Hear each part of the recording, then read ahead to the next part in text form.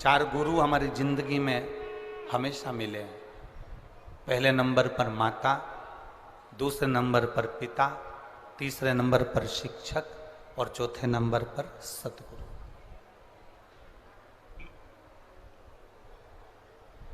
एक माता रूपी गुरु होती है जो आपको हर पल, हर घड़ी, हर क्षण सतमार्ग दिखाती रहती।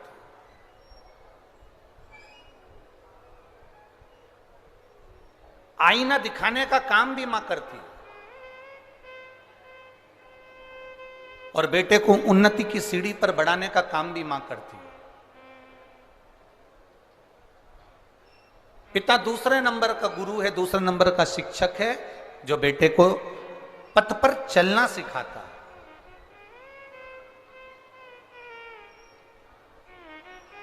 सतमार्ग पर चलना सिखाता है।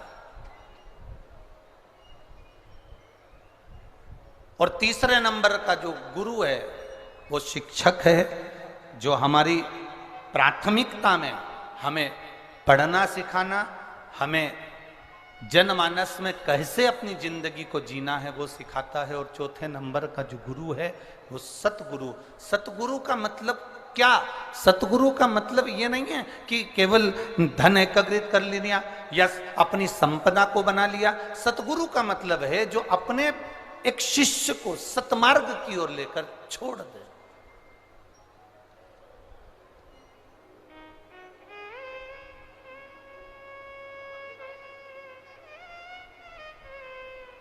एक सतमार्ग की ओर जो लेकर चले जाए।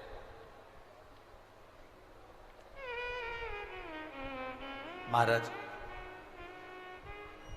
हमारे भगवान देवाधिदेव महादेव को भी गुरु की परिभाषा के अंतर्गत गुरु पद दिया।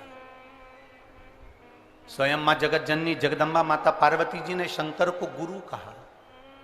स्वयं तुलसीदास बाबा जी ने अपनी रामचरितमानस में शिव को गुरु कहा।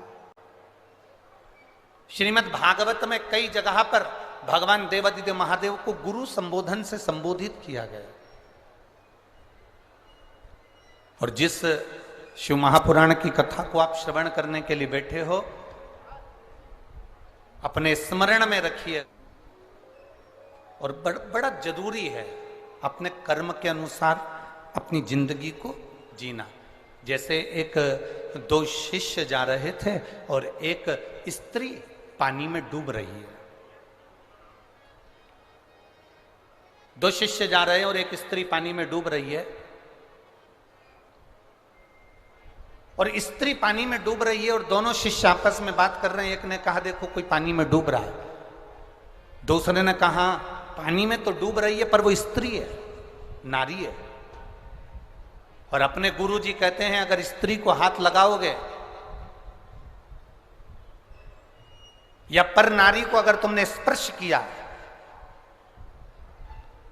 तो तुम्हें पाप लगेगा, तुम्हें पाप लग सकता है, इसलिए ये स्त्री पानी में डूब रही है। दूसरे ने कहा मैं अपना धर्म करना चाहता हूं, कोई डूब रहा है उसको बचाना चाहता हूं।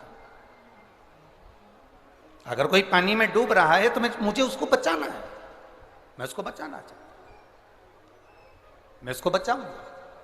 उसने कहा बिल्कुल मत, उसको स्पर्श मत करना, हाथ मत लगाना, क्योंकि वह नारी है। और गुरु जी कहते हैं कि धर्म के अनुसार ये हमें पाप लग जाएगा। उसने कहा पाप लगेगा जब लग जाएगा, मेरा काम है बचाना। और वो दूसरा जो चेला था, दूसरा जो शिष्य था, वो पानी में कूद गया, स्त्री को बचाकर कंधे पर रखकर उसको लेकर आया और छोड़ दिया। उसके शरीर में प्राण वापिस आ गए और ये चल दिया।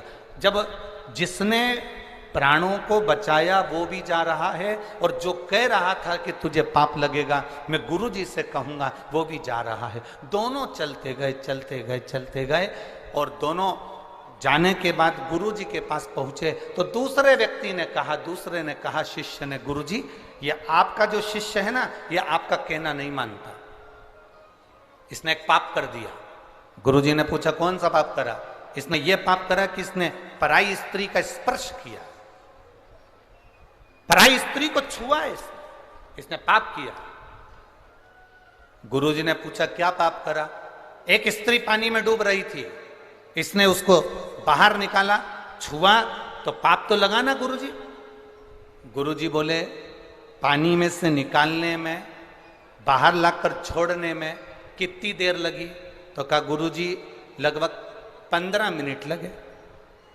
ठीक है, जहां पर उस स्त्री को छोड़ा वहां से यहां तक तुम चलकर आए मेरे आश्रम तक, कितनी देर लगी? गुरुजी 6 घंटे लगे। गुरुजी ने कहा अरे बावरे, उसने 15 मिनट का पाप अगर कर भी दिया तो किसी के प्राणों को बचा लिया, पर तू 6 घंटे से पाप करता करता आ रहा है, उसके पाप को ढोता ढोता आ रहा है, उसके पाप।